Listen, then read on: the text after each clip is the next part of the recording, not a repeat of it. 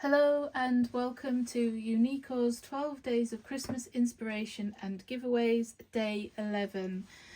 Now today I thought I would revisit another one of the Uniko's November release clear stamp set. This one was actually re-released in November. It originally came out, I believe it was I think it was 2012. Christmas time, and it was super popular, and poinsettias seemed to go out of style for a little bit, and I decided to retire it. And then I've had some demand for it to come back, and so I thought I would, and poinsettias seem to be on trend again this year, so that is quite handy.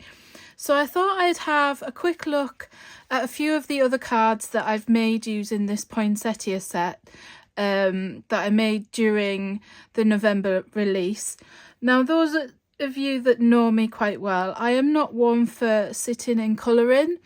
I find I get impatient, so I often look at using florals like this in quick, clean and simple ways. So this one I've literally just created a craft layer, a panel, and just stamped it in black, and then added a little bit of detail with some Nouveau drops and added a simple sentiment. But I think this sort of like simple card does create impact still. This next card I combined with Big and Bold Joy, which was the first clear stamp set that I introduced. That I did the I think it was day 2's video on, and I used the poinsettia to create a lovely background on this green card, and then obviously a focal point sentiment. And then on this card I've done like a mirror stamp, and I've embossed it in this beautiful embossing powder by Funky Fossil, and then obviously added the sentiment on a raised panel there, so you can really get some impact with this floral by not actually colouring. Now this is the card that is on the blog today. It's got quite a lot on it, but it was really quite easy to create. I used the background blocks pinstripe that I showcased it in a video the other day, and I stamped it across the bottom of this card. I used my stamping platform to get I had to stamp it twice, so I used my platform to position it, and it stamped beautifully. And then on here I've got a quick fairly quick idea and way of adding colour to stamped images with minimal fuss. So I thought I'd show you how I created these coloured poinsettias, which I fussy cut out and then layered, and then I've just added a simple sentiment that's from the set and some bling. So for my card today, I'm using this Langton watercolour cardstock. It's quite a thick cardstock, but it is nice and smooth for watercolouring. You don't have to have smooth for this technique. Any watercolour paper will do really. But what you need is some watercolour cardstock. Now I've cut mine to 10 by 13.5. You want an acrylic block. Now for yesterday's card I used this smaller one, and it was okay, but it wasn't quite big enough for what I wanted. I couldn't locate my larger one at the time, because originally I wanted the poinsettia to be fully covered by this. You can see the flowers too big for the block, but I thought if I couldn't find my larger one, what I was going to do, I've got a different layout for my card anyway, so it didn't really matter. But you want an acrylic block, and these come in all different shapes, sizes and whatever. Then you want your coloured inks, and you want a little mini sort of mister to spray. So what you're going to do is put some colour on your block directly with your ink pad. Now I've chosen honeysuckle, which is needing a re-ink. You could, if you wanted to, drop your, if you have the re-inker bottles, you could, so this is the honeysuckle, you could just drop some ink on. That would probably give you a slightly different feel and look to the card and to the way the ink sits. But I'm just going in here, adding a bit of colour. And then what I didn't do yesterday, I didn't spray my cardstock with the spray. I'm just going to do this, I'll show it, so it's quite light. I just didn't want a lot of water everywhere. So I'm going to spray my cardstock today to see what how different the result's going to be. And then you're going to spray your block. Now you can see there's quite a few sort of sharp edges on there because I've used the little ink pads. But to get rid of some of them and to make the colours mix a little bit, you can move the water around by tipping your stamping block. But I'm not too worried because the colours will spread as you apply the block to your cardstock. See how it's spread out. Now you can really have some fun with this. Obviously I've chosen pinks and reds to go with my poinsettia flower. And then you're literally just going to lift it off. And then you could go in, I'm just going to go in with a cloth and just dab off some of these really wet places. Now if you were going to use embossing, for example, you'd want to make sure that this panel was completely dry. But I'm going to set this aside a little bit and just work on a couple of other bits while that just dries off a tiny bit. I'm just going to take this off just in case it's wet. So I've gone ahead and I've cut a panel of red card and I've cut a little section here for my sentiment today. Now I thought I would use a different sentiment set than the sentiments that are contained in Pure Florals Poinsettia. Now Pure Florals Poinsettia has absolutely loads of sentiments that are mix and match and look beautiful, but they are a little bit smaller, and I wanted to go for a sentiment that's a bit bigger. So I thought, and I haven't used this series, and it's Christmas Wishes. I thought I would use this one here that says it's the most wonderful time of the year for this card. So I'm just going to stamp that. And I need my block. I'm just going to, I've got a little pencil mark there on the corner when I was measuring. And like normal, I always, I've got a bit of red ink on my finger. So we will turn it round. It's always the way, isn't it? You try and be as clean as possible. So I've just turned it upside down. And I'm going to do the sentiment in black. should have got my heat tool just to dry it off the watercolour, but it should dry enough when I've done this sentiment. And I'm just going to stamp it inside, kind of eyeballing it here from high up without getting my head in the camera. So I'm quite pleased with that. And then I'm just going to flip it over, and I'm not going to do foam adhesive just yet. I'm going to stick it to this little matte layer that I got ready.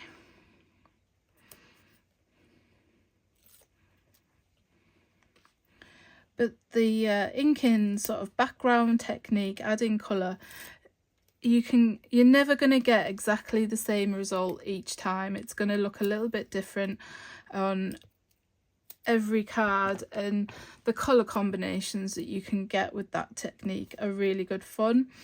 In the past I've done another one which is called the baby wipe technique, which you do actually use your re-inker bottles and you have a baby wipe, and you drop your ink on, spray it a little bit wet, and then you use that as a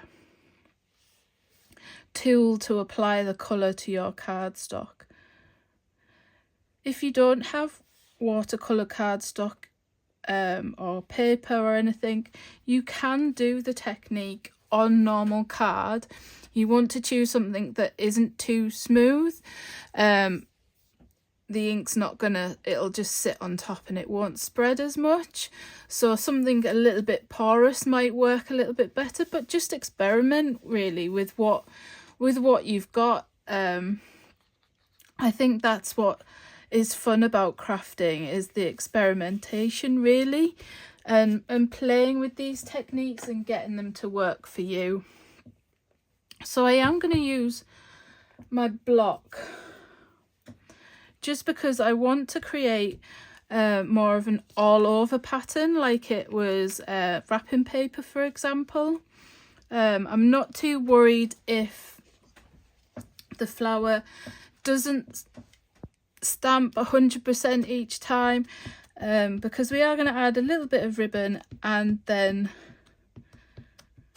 the sentiment. So I'm just inking up here with the Versifying Clair Nocturne ink.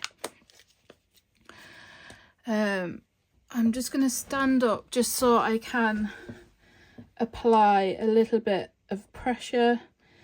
I have got this tool as well, but I think it's with the stamp being a little bit larger, you sometimes want a little bit of pressure from being stood up. I normally craft sat down most of the time, but there are the occasion where I do stand up to do things, and larger images is something that I tend to stand up if I'm not using a stamping platform, for example. So I'm just randomly placing the flower on here.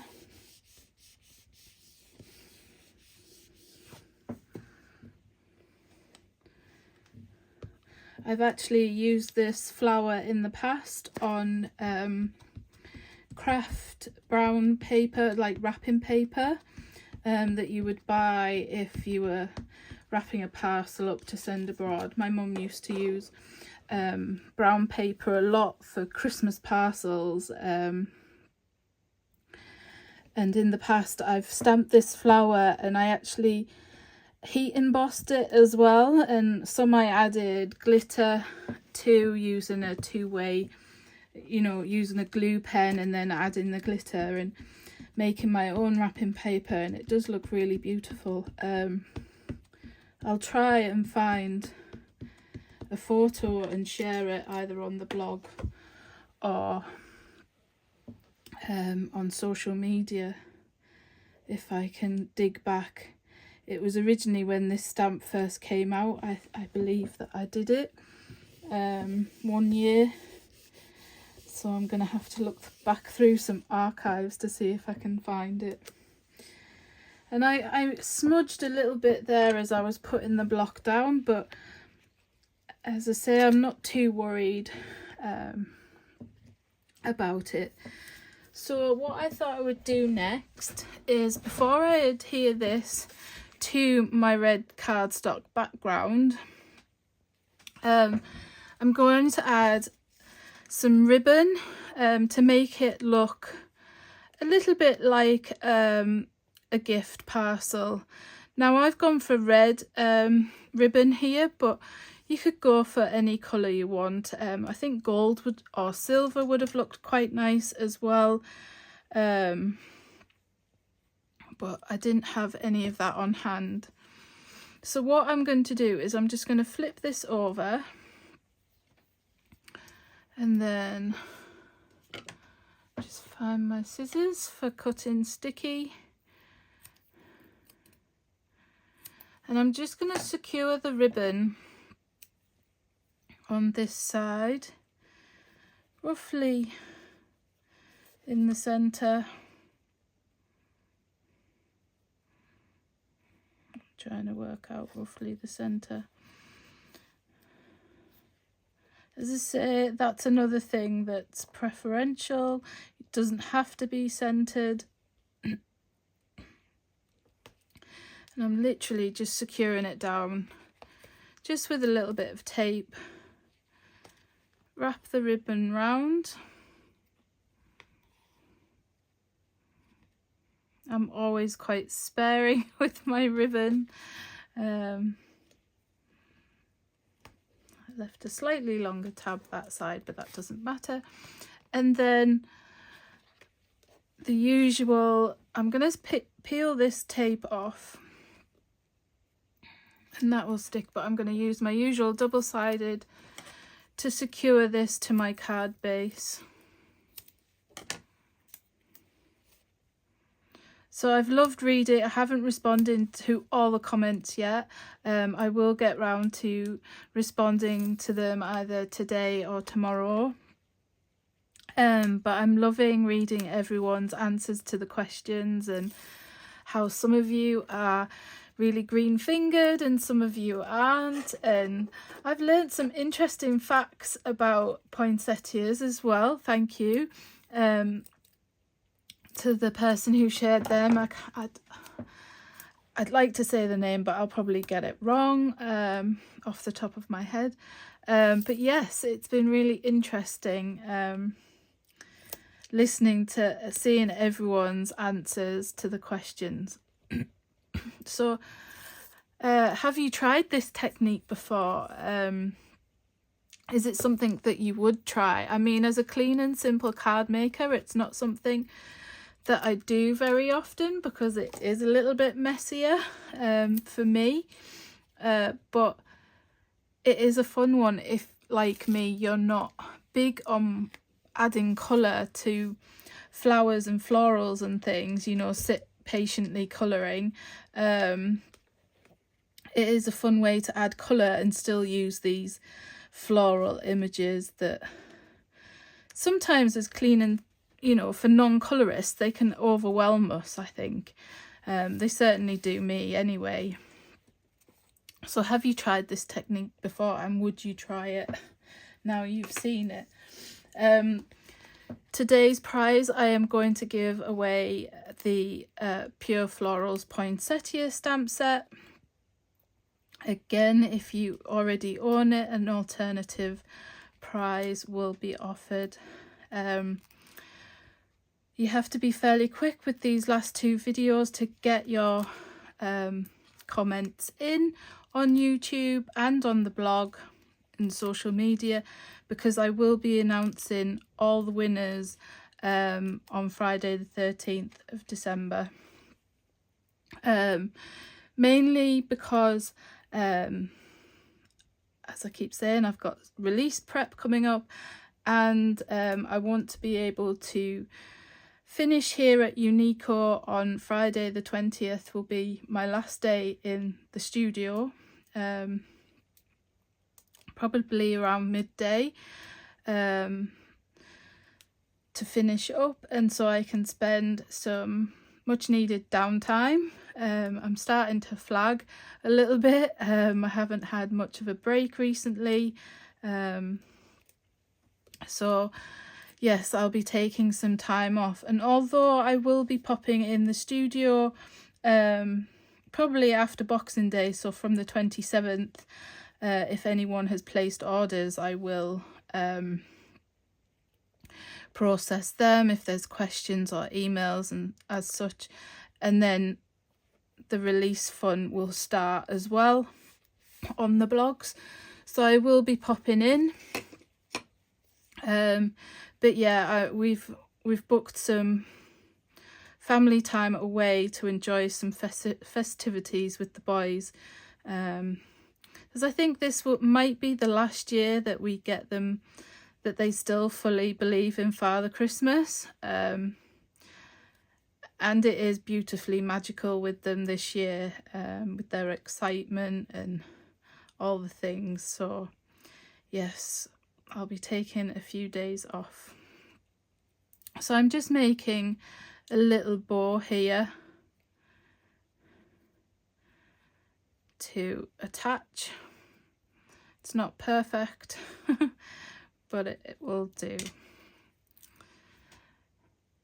And then it looks like I've made it looks like a gift wrapped card with the sentiment almost looking like a tag. And then I'll pop the little bit of ribbon down here. I've got some Nouveau drops that dry clear, so I'm going to use them. It does take a little bit for them to dry, but it does keep it fairly secure, a little bit more secure than a piece of double-sided tape would. So I'm just going to add that there. And then you can see if I bring this other card in, I added some sort of like gel glitter to the middle of the poinsettia here, using one of these jelly roll Sakura pens. They come in all different colours, and this one has a bit of a gold tint to it, so if you wanted to add a little bit of detail with not too much fuss, you can just add a little bit of this. I could have gone in, like I mentioned yesterday, I think in yesterday's video, the Gansey Tambi Starry watercolours, I'll bring them into view, which are these. They're lovely metallic water-based pigments that look wonderful when splattered. I've used them quite recently, and they look really nice. Would look lovely splattered across this sort of watercolour effect background. I think what I like about this technique, that using the acrylic block and your inks, is how random the colours will be and how they mix. So I'm just adding a little bit here, and that's just a little tiny bit of bling. Obviously you could add gems or whatever if you wanted to, but there's my finished card for today on the video, and that is the one on the blog, sorry. Using the same technique, and I actually used the same colours, but I've achieved a completely different intensity really of the colours. So thank you again for joining me on the blog today, on YouTube. See, there's my brain, it needs a break, it's getting confused. Thank you for joining me for this series. We've got one more day, and hopefully I will get in on Friday the 13th as well with another card and to announce the winners here as well. But if I don't, they will all be announced on the blog with some inspiration. So thank you for joining me. See you again soon. Bye for now.